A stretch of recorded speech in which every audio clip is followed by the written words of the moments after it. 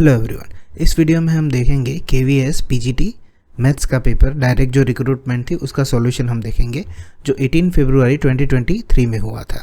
Okay, और ये PGT का पेपर है। 81 से लेकर 180 तक क्वेश्चन होंगे इसमें। इस वीडियो में 20 क्वेश्चन की प्रैक्टिस हम करेंगे और ये पेपर आपको KVS, NVS, EMRS, AES and state board का कोई भी PGT एग्ज़ाम आप देते हो तो उसमें हेल्पफुल रहेगा। तो चलिए स्टार्ट करते हैं। Question number 81, if A is equal to 1, 2, 3, 4, 5 and the relation R is given by x plus y greater than or equal to 8 where x and y both are belongs to A, then the set of ordered pairs in R। तो देखिए हमारा जो relation दिया हुआ है यहाँ पे x plus y greater than or equal to 8 है। ओके, तो मैं अगर x की जगह पे 1 रख के ट्राई करूँ तो y मुझे 7 मिलेगा, तभी 8 बन पाएगा। ओके, या तो 8 से बड़ा होना चाहिए, और मैं 2 रखूँगा तो 6 मिलेगा, तो उससे 8 बनेगा। पर प्रॉब्लम यह है कि x और y दोनों ही यहाँ पे a में होने चाहिए, जो कि 7 और 6 यहाँ पे a में नहीं है, इसलिए ये काम नहीं करेगा। पर अगर मैं 3 रखूँ और साथ में 5 लिखूँ, 4 या 4 8, 4 और 5 9, 5 और 3 8, 5 और 4 9 और 5 और 5 10, जो कि उसमें x और y के जितने भी एलिमेंट्स हैं वो सारे के सारे a में कवर हो जाते हैं। इसलिए हमारा आंसर रहेगा ऑप्शन 3, ये ऑर्डर्ड पेयर होंगे। Question number 82, the domain of the function f is given by f of x is equal to this. तो इसमें डोमेन में क्या होता है कि रियल नंबर में कि denominator can not be zero. Okay, तो हम इसके फैक्टराइजेशन निकाल देते, फैक्टर निकाल देते हैं, क्योंकि फैक्टर होगा वहीं पे वो ज़ीरो होगा, तो डिनोमिनेटर ज़ीरो नहीं होना चाहिए। तो उसका हम अगर फैक्टर निकालेंगे तो मुझे इस तरह से स्प्लिट करेंगे हम, तो x is equal to 3 and x is equal to -2। अगर रियल नंबर में से ये दोनों ही नंबर निकाल दें तो वो हमारा डोमेन हो जाएगा। तो हमारा आंसर होगा option first, r -2 and 3। Question number 83, relation r is defined from n to n, r is equal to ab, where relation is a greater than or equal to b, a belongs to n and b belongs to n। तो हमें relation check करना है कि वो equivalence है, reflexive है, symmetric है या ट्रांजिटिव है ऑप्शन के हिसाब से। तो हम सबसे पहले समझ लेते हैं कि इन तीनों चीज़ों को किस तरह से चेक किया जाता है। तो रिफ्लेक्सिव में एक ही एलिमेंट होता है, उसका खुद के साथ ही रिलेशन चेक किया जाता है। सिमेट्रिक में 2 एलिमेंट होते हैं, ए और बी से रिलेशन चेक किया जाता है और बी से ए का। फिर ट्रांजिटिव में 3 एलिमेंट होते हैं, ए बी सी, उसमें ए का बी से, बी का सी से, और एंड में ए सी के साथ चेक किया जाता है। और अगर ये तीनों ही सेट हो गए, रिफ्लेक्सिव, सिमेट्रिक और ट्रांजिटिव, तो तीनों को कहा जाता है इक्विवेलेंस रिलेशन। तो चलो हम स्टार्ट करते हैं। पहले दोनों ही नेचुरल नंबर में है। ओके, तो मैं 1 1 और 2 2 ले लेता हूँ। तो देखो 1 1 और 2 2 ले लेता हूँ, इसी रिलेशन के साथ मैं कंपेयर करता हूँ a ग्रेटर देन और इक्वल टू b के साथ। तो 1 ग्रेटर देन और इक्वल टू 1 होगा। देखो 2 कंडीशन है यहाँ पे, एक ग्रेटर देन और इक्वल टू। अगर दोनों में से कोई भी एक भी हो जाती है तो ये रिलेशन सही है। तो 1 इज इक्वल टू 1 होगा, तो 2 इज इक्वल टू 2 भी होगा। तो एक कंडीशन सेटिस्फाई हो रही है, इसका मतलब a रिफ्लेक्सिव है। तो पहला रिफ्लेक्सिव का जो ऑप्शन होगा वो हमारा है। अब हम चेक करते हैं सिमेट्रिक। तो सिमेट्रिक में हम एग्जाम्पल ले लेते हैं 1 and 2। तो 1 का 1 ग्रेटर देन और इक्वल टू 2 लिख सकते हैं और 2 ग्रेटर देन और इक्वल टू 1। तो यहाँ पे देखो 2 1 से बड़ा है, तो ये रिलेशन सेटिस्फाई करता है। बट 1 ना ही तो 1 से बड़ा है और ना ही इक्वल है, इसलिए ये सिमेट्रिक नहीं होगा। तो यहाँ पे नो सिमेट्रिक होगा। तो ऑप्शन हम चेक करते हैं कि इक्विवेलेंस तो कब बोलते थे, जब रिफ्लेक्सिव, सिमेट्रिक, ट्रांजिटिव तीनों हो। तो अब सिमेट्रिक रहा ही नहीं, इसलिए पहला ऑप्शन कैंसिल। यहाँ पे भी सिमेट्रिक बोला है तो ये भी कैंसिल। अब सिर्फ 2 बचे जिसमें हम ट्रांजिटिव चेक करेंगे। तो थर्ड ऑप्शन देखते हैं। तो मैं एग्जांपल लेता हूँ 3 2 और 1 का। ओके, तो 3 ग्रेटर देन और इक्वल टू 2 होगा, क्योंकि 3 2 से बड़ा है, इक्वल टू नहीं है, पर दोनों में से एक कंडीशन सेटिस्फाई है, which is right. And 2 greater than equal to 1, तो 2 भी 1 से बड़ा है। ओके, तो इसलिए ए बी और ये बी सी हो गया। तो ए सी चेक करते हैं तो 3 भी 1 से बड़ा होगा, इसलिए ये ट्रांजिटिव है। तो हमारा आंसर क्या हुआ, रिफ्लेक्सिव हुआ, ट्रांजिटिव हुआ, बट नॉट सिमेट्रिक। तो हमारा आंसर होगा ऑप्शन नंबर 4। क्वेश्चन नंबर 84 देखते हैं कि A and B contain 4 and 5 elements respectively. Number of 1 1 and on to mapping from A to B is R। तो ऑप्शन हमें 4 दिए हुए। तो सबसे पहले हम समझ लें कि 1 1 किसे कहते हैं, ऑन टू किसे कहते हैं, और इनटू भी है इसमें ज़रूरी, तो वो भी समझते हैं। तो 1 1 फंक्शन हम किसे कहते हैं, अगर मैं 2 सेट ले लूँ, ओके, इसके हिसाब से कि ए और बी सेट, ए में 4 एलिमेंट है और बी में 5। तो 1 1 हम किसे कहेंगे कि ए में जो एलिमेंट है उन सब की individual image, unique image, distinct image, अगर वो बी में मिल जाए तो उसे 1 1 कहते हैं। ऑन टू में क्या होता है कि बी में सभी जो एलिमेंट है उसकी प्री इमेज, सबकी एक प्री इमेज होनी चाहिए ए में। और इनटू फंक्शन किसे कहते हैं कि कोई भी एक सिंगल एलिमेंट जो बी में है वो रह जाएगा, उसे हम इनटू फंक्शन कहते हैं। तो चलो हम चेक करते हैं कि यहाँ पे 4 एलिमेंट है, तो मान लेता हूँ इस तरह से, तो हर एक की इंडिविजुअल इमेज मिलने के चांसेस है, यानी कि ये फंक्शन 1 1 हो सकता है। पर हमें 1 1 नहीं पूछा है, 1 1 के साथ ऑन टू भी पूछा है। तो ऑन टू की डेफिनेशन क्या है कि ऑन टू में बी में जितने भी एलिमेंट है, 5 एलिमेंट है, उनमें सभी की एक एक प्री इमेज होनी चाहिए। तो यहाँ पे देखो, अगर ए के लिए 1 है, बी के लिए 2 है, डी के लिए 4 है और ई के लिए 3 है, तो भी सी रह जा रहा है।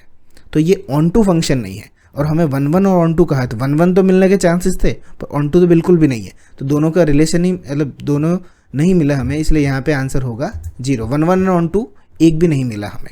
बल्कि ये कौन सा फंक्शन है? इनटू फंक्शन है। कि यहाँ पे इनटू फंक्शन किसे कहते हैं कि कोई भी सिंगल एलिमेंट होगा बी में, जैसे यहाँ पे सी है, उसकी कोई प्री इमेज ही नहीं मिल रही, इसलिए ये फंक्शन इनटू है, ना कि ऑन टू। इसलिए यहाँ पे कोई भी ऑन टू रिलेशन नहीं मिल रहा, इसलिए जवाब क्या होगा? 0 होगा। Question number 85। ओके, यहाँ पे यूनियन 30 दिया हुआ है, A complement 15, B is equal to 5 and A intersection B 3। तो हमें number of A union B find करना है। अब देखो, एक तरीका तो ये है कि आप सीधा सीधा फॉर्मूला रख दो इस तरह से कुछ। ओके, तो यूनियन सेट में 30 है, तो ए कॉम्प्लीमेंट हमें दिया हुआ है, तो ए मिल जाएगा हमें कि 30 में से 15 चले जाएगा तो 15, और ये जो फॉर्मूला है उसमें हम अगर रख देंगे जो 11th में हमें दिया हुआ है, तो उससे हमारा आंसर मिल जाएगा 17। पर हम यहाँ पे वेन डायग्राम से करेंगे तो थोड़ा और अच्छे समझ में आ जाएगा। जैसे कि यहाँ पे एक यहाँ पे एक ए सेट लिया हुआ है और ये बी लिया हुआ है। ओके, तो हमें ए इंटरसेक्शन बी ऑलरेडी दिया हुआ है 3, उसके बाद नंबर ऑफ बी 5 एलिमेंट्स दिए हुए हैं, तो ये 3 है। ओके, तो नंबर ऑफ बी में 5 है, तो टोटल कितने हो जाएंगे? यहाँ पे 2 हो जाएंगे, तभी जाके नंबर बी में 5 एलिमेंट्स बनेंगे। अब यहाँ पे बात की जाती है कि यूनियन टोटल जो था यूनिवर्सल सेट में, उसमें कितना था?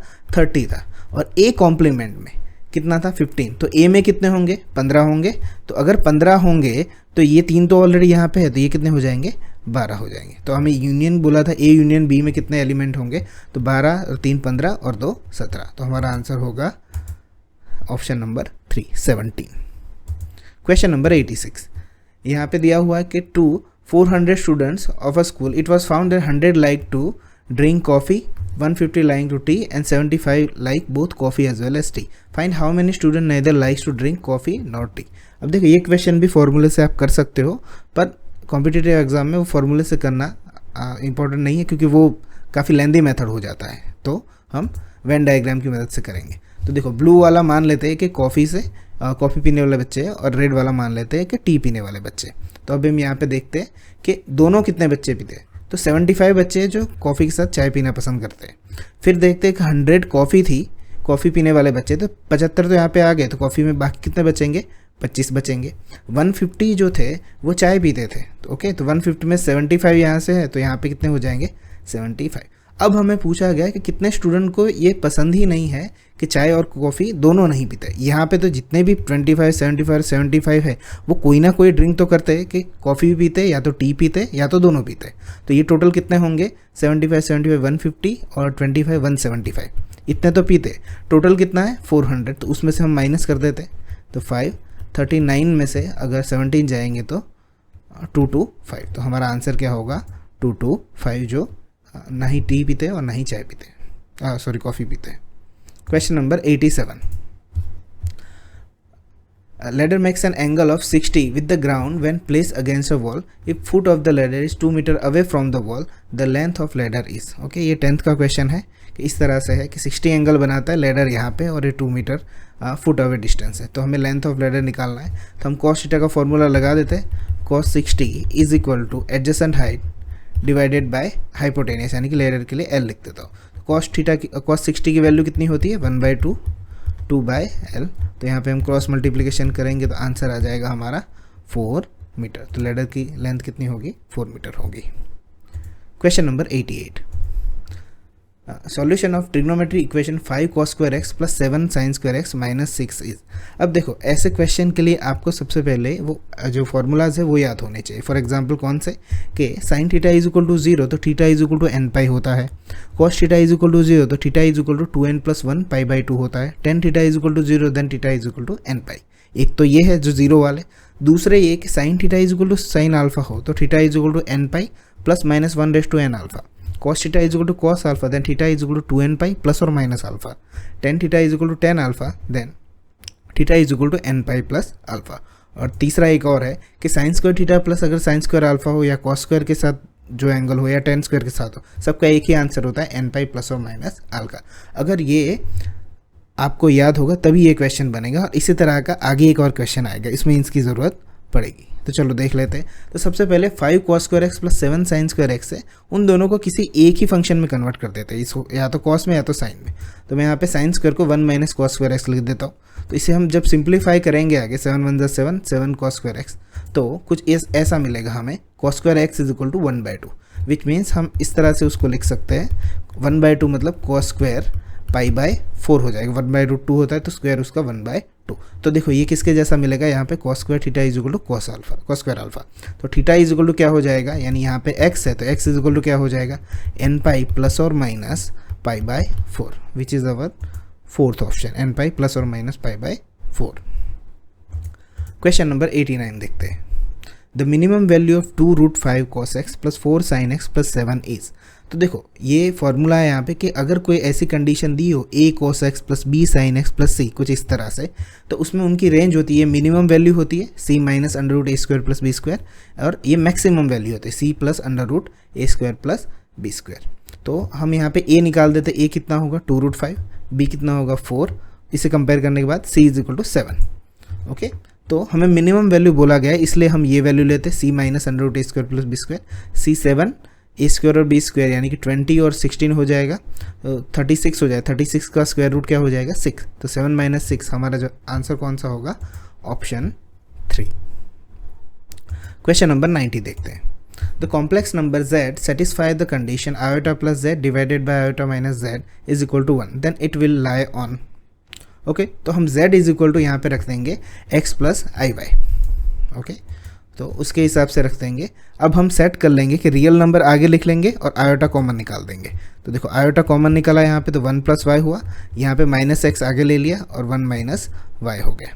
तो अब हम यहाँ जो नीचे डिनोमिनेटर में है उसे राइट हैंड साइड ले जाएंगे, तो दोनों ही तरफ मॉड्यूलस हो जाएंगे। अब मॉड्यूलस में क्या होता है कि ए स्क्वायर प्लस ए प्लस आई बी अगर हो तो हम क्या लिखते हैं उसे, अगर इस तरह से हो तो ए स्क्वायर प्लस बी स्क्वायर लिख देते अंडर रूट में। तो उसी तरह से यहाँ पे एक्स स्क्वायर प्लस 1 प्लस वाई स्क्वायर होगा, यहाँ पे माइनस एक्स स्क्वायर और 1 माइनस वाई स्क्वायर। अब दोनों ही तरफ हम स्क्वायर करेंगे तो स्क्वायर रूट निकल जाएगा, तो सिंप्लीफिकेशन में एक्स स्क्वायर भी निकल जाएगा, और इन दोनों को जब हम और सिंप्लीफाई करेंगे आगे तो इस तरह से वाई स्क्वायर भी निकल जाएगा। तो मेरे पास बचेगा क्या, सिर्फ -2y एंड 2y। तो -2y इस तरफ आएगा तो प्लस 2y हो जाएगा, और 4y is equal to 0, which means y is equal to 0। तो अगर y इज इक्वल टू 0 आया तो वो कौन सा एक्सिस पे होगा, x एक्सिस पे होगा। इसलिए यहाँ पे आंसर होगा ऑप्शन 1। क्वेश्चन नंबर 91 देखते हैं। Multiplicative inverse of 3 plus 2i। तो हमें ये फॉर्मूला पता है z inverse is equal to 1 होता है, तो मुझे मल्टीप्लिकेटिव इनवर्स जब भी निकालना होता है तो 1/z की तरह हमें लिखना पड़ता है। तो 3 प्लस 2i को हम इनवर्स की तरह लिख देंगे, और उसके बाद हम 3 माइनस 2i और 3 माइनस 2i से साथ मल्टीप्लिकेशन करेंगे। तो यहाँ पे क्या हो जाएगा, 3 माइनस 2i वैसा ही रहेगा, और यहाँ पे 9 minus 4i square, A square minus B square हुआ फॉर्मूला। अब आयोटा का जो स्क्वायर है वो -1 होता है, इसलिए नीचे प्लस हो जाएगा 3 माइनस 2i 9 प्लस 4, और अगर हम उसे अलग अलग डिस्ट्रीब्यूट करते हैं तो 3/13 9 प्लस 4 13 माइनस 2i/13 हो जाएगा। तो हमारा ऑप्शन रहेगा option 3। Question number 92। The value of theta which the expression 3 plus 2i sine theta 1 minus 2i sine theta is a real number is. अब देखो इसमें मैंने कहा था, आगे जो क्वेश्चन आया था कि आपको वैल्यू याद रखनी पड़ेगी, sine theta is equal to 0 क्या होता है, एटसेट्रा एटसेट्रा, तो वो आपको याद रखने होंगे। तो मैं यहाँ पे सिर्फ बता देता हूँ कि इसमें से ही कोई आंसर आएगा। अब यहाँ पे कॉम्प्लेक्स नंबर वाला क्वेश्चन है सेम, तो हम यहाँ पे सेम करेंगे, 1 माइनस 2i साइन थीटा के साइड पे 1 प्लस 2i साइन थीटा को मल्टीप्लाई करेंगे। तो ऊपर यहाँ पे काफ़ी मल्टीप्लिकेशन होगा, 3 1 जा 3, 3 2 जा 6i साइन थीटा, यहाँ पे थीटा रह गया, और यहाँ 2i साइन थीटा और 2 और 2 4, आयोटा का स्क्वायर हो जाएगा यहाँ पे, तो -1 हो जाएगा जो मैंने डायरेक्टली लिख लिया है, और साइन स्क्वायर थीटा। नीचे a minus B A plus B के मदद से A square plus B square, A square minus B square, तो आयोटा का स्क्वायर की वजह से यहाँ पे प्लस हो जाएगा। तो अब आगे हम देखते हैं कि 3 - 4 sine square theta plus 8i sine theta. अब हम रियल नंबर और इमेजिनरी नंबर अलग अलग कर देते हैं। ओके, यहाँ पे रियल नंबर लिख दिए और आयोटा के साथ इमेजिनरी नंबर लिख दिए। अब हमें यहाँ पे बोला गया है कि ये सिर्फ रियल नंबर है। तो रियल नंबर कब होता है? जब इमेजिनरी पार्ट जो उसका होता है वो 0 होता है। तो हमने यहाँ पे ले लिया इसका 8 sine theta divided by 1 + 4 sine square theta. तो sine theta is equal to 0 आएगा। तो अगर sine theta is equal to 0 आए तो थीटा इज इक्वल टू हमारा आंसर होगा n पाई। तो यहाँ पे आंसर है हमारा fourth option. Question number 93। Sine inverse 1/4 plus cos inverse x is equal to 1, then the value of x is. Okay, तो हम यहाँ पे देखते हैं कि 1, तो 1 को हम कैसे लिख सकते हैं? साइन π/2 लिख सकते हैं। अब यहाँ पे दोनों तरफ साइन सेम है, इसलिए हम थीटा कंपेयर कर सकते हैं। तो यहाँ पे क्या होगा? Sign inverse 1/4 plus cos inverse x π/2। तो अगर कॉस इनवर्स x उस तरफ जाएगा तो माइनस हो जाएगा। तो π/2 माइनस कॉस इनवर्स x क्या होता है फॉर्मूले में? हमारा एक्चुअली फॉर्मूला है sine inverse x plus cos inverse x is equal to π/2। तो π/2 माइनस कॉस इनवर्स क्या हो जाएगा? साइन इनवर्स x हो जाएगा। अब दोनों तरफ सेम फंक्शन है तो हम x is equal to answer क्या आ जाएगा? 1/4। Question number 94। tan inverse x plus tan inverse y is equal to 2π/5, then cot inverse x plus cot inverse y is. तो यही फॉर्मूला तो same tan inverse x plus cot inverse x is equal to π/2 होता है। तो मैं इसको इस तरह से लिख देता हूँ, cot इनवर्स x को π/2 minus tan inverse x, cot inverse y को π/2 माइनस tan इनवर्स y। तो π/2 और π/2 कितना हो जाएगा? पाई, और यहाँ पे हम माइनस कॉमन निकाल देंगे तो यहाँ पे tan inverse x plus tan inverse y हो जाएगा। अब पाई माइनस ये वैल्यू हमें ऑलरेडी दी हुई है 2π/5, तो उसे 5 में से 2 जाएगा तो यहाँ पे आंसर कितना आ जाएगा? 3π/5। क्वेश्चन नंबर 95 देखते हैं। If the system of linear equation x plus Y plus 4z kz is equal to 4 और 3 यहाँ पे दिए हुए इस तरह से are inconsistent, then the value of k। अब देखो इनकन्सिस्टेंट का मतलब होता है कि determinant of a is equal to 0। तो यहाँ पे a क्या होगा? x के बाजू में यहाँ पे 1 है और यहाँ पे k है। इसी तरह 1 -2 और 2 3 1 और -1 यहाँ पे होगा z के बाजू में। तो इस तरह से हम लिख सकते हैं। तो हम डिटर्मिनेंट जानते हैं, कैसे लिखते हैं कि 1 आएगा फिर उसके बाजू में इसका मल्टीप्लाई होगा 2 -2 और -1 का मल्टीप्लाई 2 -2 -1 और इस तरह से यहाँ पे मल्टीप्लाई होगा -1 -6, उसी तरह से k का होगा। ये स्टेप तो पूरा ही 0 हो जाएगा। -6 -1 -7, तो माइनस प्लस 7, 6 + 1 7 k हो जाएगा। तो 7k is equal to -7 and then it leads to k is equal to -1। तो यहाँ पे आंसर क्या होगा? Option A. क्वेश्चन नंबर 96 देखते हैं। The value of determinant. Okay, तो हम डिटर्मिनेंट में से यहाँ पे 5² 5³ और 5/4 है, तो सब में से लोएस्ट पावर है 5², हम बाहर निकाल देते और फिर 5³ 5/4 और 5/5 उसमें से 5³ निकाल देते और यहाँ पे कौन निकलेगा? 5/4। तो अगर कॉमन निकालेंगे तो कुछ ऐसा दिखेगा हमें। यहाँ से वो चला गया 5² तो 1 बच जाएगा 5 और 5²। यहाँ से 5³ निकाला दूसरी रो से तो यहाँ पे 1 5 5²। तो इसी तरह से हमें तीनों रो सेम मिली और हम जानते हैं कि अगर रो सेम आ जाए तो यहाँ पे डिटर्मिनेंट की वैल्यू कितनी आ जाएगी? 0 आ जाएगी। क्वेश्चन नंबर 97 कि मैट्रिक्स दिया हुआ है a alpha beta gamma and minus alpha is such that a² is equal to i। Okay, identity matrix 2/2 रोट। तो अब इसे हम इस तरह से लिख लेते हैं कि a² alpha beta gamma minus alpha beta gamma minus alpha is equal to 1 0 0 1। Okay, 2/2 row matrix है इसलिए। अब उसे हम मल्टीप्लाई करने की कोशिश करते हैं तो α² प्लस बीटा गामा होगा इस तरह से, फिर उसी तरह से अल्फ़ा बीटा और माइनस अल्फ़ा बीटा होगा। तो ये स्टेप तो 0 हो जाएगा, ये भी उसी तरह से 0 हो जाएगा और यहाँ पे ही बचेगा। तो दोनों सेम ही आए हैं, यहाँ पे सिर्फ आगे पीछे लिखा है और सामने कितना है 1 0 0 1। तो हम इसको कंपेयर कर देते हैं 1 के साथ। α² plus beta gamma is equal to 1। तो अगर ये इस तरफ जाएगा तो 1 माइनस α² माइनस बीटा गामा। तो यहाँ पे आंसर होगा हमारा ऑप्शन 3। क्वेश्चन नंबर 98 देखते हैं। Following quadratic equation has 2 distinct real roots. तो हम डिस्टिंक्ट रियल रूट्स कैसे चेक करते हैं? 3 कंडीशन होती है हमारी कि ग्रेटर देन 0, इक्वल टू 0 और लेस देन 0। तो उसमें डिस्टिंक्ट रियल रूट्स कब मिलते हैं? b² minus 4ac greater than 0। तो हम चेक करते हैं यहाँ पे सबकी। तो यहाँ पे a 2 है, b a है और यहाँ पे c। तो b का स्क्वायर करेंगे यहाँ पे तो 3 का स्क्वायर 9 और 2 18 हो जाएगा, माइनस 4 ए हमारे पास 2 है और c 9/4 है तो कैंसिल हो जाएगा। तो 18 माइनस 9 2 = 18, तो ये तो 0 हो जाएगा। तो ऑप्शन 1 कैंसिल हो गया। तो सेम चीज़ हम अगर तीसरे और फोर्थ से करेंगे, यहाँ पे 9 माइनस 4 1 इंटू 2√2, तो यहाँ पे भी यहाँ पे 8√2 आ जाएगा, तो ये भी ग्रेटर देन 0 नहीं होगा, तो ये भी आंसर हमारा नहीं होगा। उसके बाद यहाँ पे √5² माइनस 4a और a भी करेंगे, तो इसमें भी आंसर हमें नहीं मिलेगा क्योंकि यहाँ पे नेगेटिव में जा रहा है। तो हमें आंसर कहाँ पे मिलेगा, सेकंड ऑप्शन में मिल जाएगा। b जो है 1 का स्क्वायर माइनस 4 1 और c -5। तो यहाँ पे हम देखेंगे माइनस माइनस प्लस हो जाता है, पूरी वैल्यू पॉजिटिव में चली जाएगी, इसलिए यहाँ पे आंसर क्या होगा, 2 डिस्टिंक्ट रियल रूट्स के लिए ऑप्शन सेकंड। ओके, 10th का क्वेश्चन है ये। Question number 99, solution of the straight line passing through the equation of the straight line passing through the points 3 2 and perpendicular to the line y is equal to x। अब देखो ये question आप दो तरीक़ों से कर सकते हो, हम दोनों तरीके समझने की कोशिश करेंगे। सबसे पहले ऑर्डिनरी तरीका जो हम बुक में सीखते हैं वैसे ही कि y is equal to x है, तो यहाँ पे इसका स्लोप होगा 1 और जो लाइन का सॉल्यूशन हमें निकालना है, इक्वेशन हमें निकालना है वो परपेंडिकुलर है, तो उसका स्लोप होगा -1। ओके, परपेंडिकुलर होते एक का 1 होता है, एक का -1 हो जाता है। तो हम इक्वेशन रख देते y minus y1 m x minus x1, तो y1 हमारा यहाँ पे क्या है 2, m जो है वो -1 है, x माइनस x1 है 3, तो y minus 2 is equal to minus X और माइनस माइनस प्लस 3, तो माइनस एक्स इस तरफ आएगा तो x प्लस वाई एंड -2 उस तरफ जाएगा 3 + 2 5। तो एक तो ये तरीका हुआ, यहाँ पे आंसर है। दूसरा ये है कि अगर वो इक्वेशन जो है वो इसी पॉइंट में से पासिंग होता है तो डायरेक्ट ऑप्शन में ही रख देते हैं ना। तो देखो 3 + 2 ये 1 कभी नहीं होगा, ये ऑप्शन गया। 3 - 2 ये 1 होता है, इसको रखो अभी।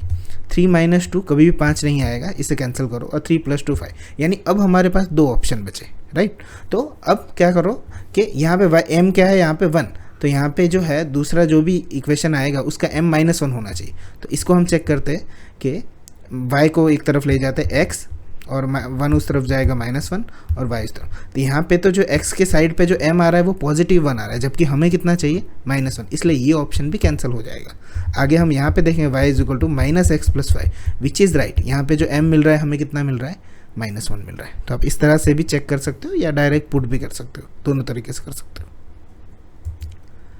Question number 100, point 41 undergoes the following 2 successive transformation: reflection about the line y is equal to x and translation through the distance 2 units along the positive x axis. Find the coordinate of point will be।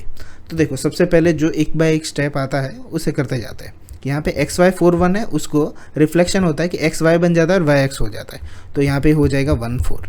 अब उसके बाद बोल रहा है कि translation होता है distance 2 units positive x axis, तो एक्स एक्सिस में 2 यूनिट्स प्लस कर दो, 1 + 2 कितना हो जाएगा 3 और 4, तो हमारा आंसर कितना हो जाएगा 3 और 4। ओके, तो इस वीडियो में हमने 20 क्वेश्चन के 81 से लेके 100 तक, नेक्स्ट वीडियो में आएंगे 101 से लेके 120 तक। Okay, so see you soon.